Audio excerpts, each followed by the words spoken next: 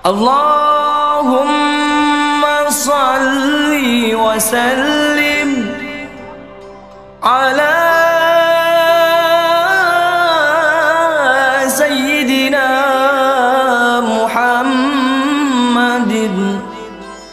Bismillahirrahmanirrahim. Assalamualaikum warahmatullahi wabarakatuh.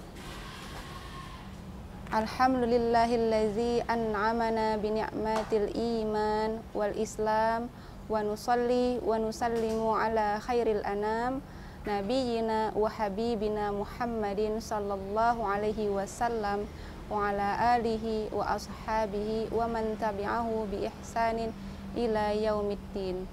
Asyhadu an la ilaha illallah wahdahu la syarikalah wa asyhadu anna Muhammadan abduhu wa rasuluh la nabiyya ba'dah. Rabbi shrah li sadri wa yassir li amri wahlul 'uqdatam min lisani yafqahu qawli. Qala Allah ta'ala fil Qur'anil Karim, a'udzu billahi minasy syaithanir rajim. Bismillahirrahmanirrahim. Ittaqillaha haqqa tuqatih wa la tamutunna illa wa antum muslimun. Shadaqallahul azim. Wa fi ayatin ukhra, a'udzu billahi minasy syaithanir rajim. Aynama takunu yudrikumul mautu walau kuntum fi burujim musyayyadah. Shadaqallahul azim. Hari ini sahabat DSI yang dimuliakan Allah, kita akan kembali merenungi tentang kematian. Rasulullah Shallallahu Alaihi Wasallam pernah bersabda, siapakah orang yang paling cerdas? Rasul bertanya, kemudian Rasul menjelaskan bahwasanya orang yang paling cerdas adalah orang yang mempersiapkan kematiannya. Mati bukan akhir dari segalanya, tapi justru babak baru dari kehidupan selanjutnya.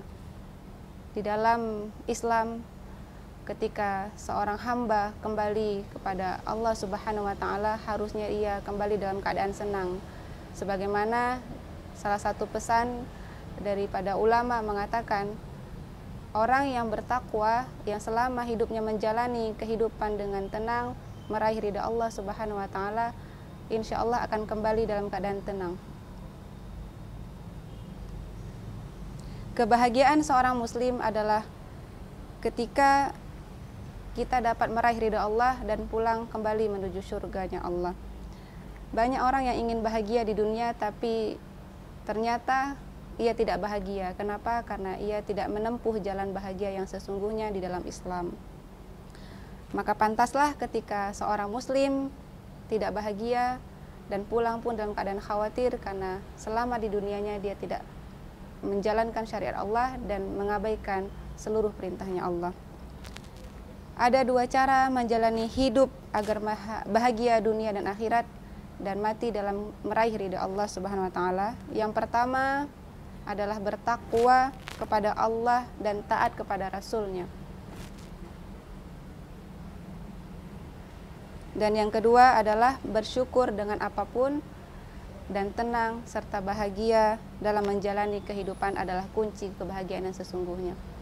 Sahabat DSI yang dimuliakan Allah, betapa banyak kaum muslimin yang saat ini hidup bergelimangan harta, hidup dalam jabatan yang hebat, hidup dengan popularitas, tapi mereka tidak merasa tenang dalam hidupnya dan merasa khawatir ketika maut menjemputnya. Dalam Al-Quran, Allah Subhanahu wa Ta'ala berfirman, kullu nafsi dha'iqatul maut, setiap yang bernyawa pasti akan mati. Yang muda mati, tua juga mati, yang sukses mati, yang punya jabatan tinggi juga akan mati.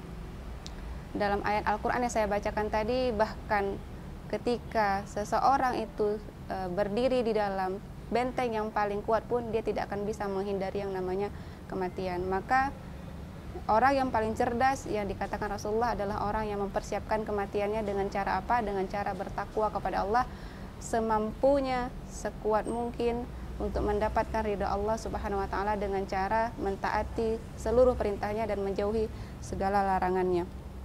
Banyak orang-orang yang bercita-cita ingin hidup enak tapi lupa cara mati enak. Nah, bagaimana caranya mati enak? dengan cara yaitu mempersiapkan bekal dunia dan di akhirat, senantiasa mengingat Allah dan menjadi orang yang bertakwa. Ada salah satu pesan dari ulama mengatakan, orang-orang yang mengejar dunia pasti tidak akan dapat. Kalaupun dapat, pasti tidak akan banyak. Kalaupun banyak, pasti tidak akan lama. Dan kalaupun lama, pasti tidak akan abadi selama-lamanya. Sementara orang yang mengejar akhirat, insya Allah, orang-orang yang mengejar akhirat pasti akan dapat. Kalaupun dapat, pasti akan banyak. Dan kalaupun banyak, pasti akan puas. Kalaupun puas, pasti abadi selama-lamanya. Maka dari itu, manfaatkanlah waktu sebaik mungkin selama kita masih diberi umur oleh Allah Subhanahu wa Ta'ala. Karena sebenarnya mati itu tidak mengenal huruf abjad, tidak mengenal usia.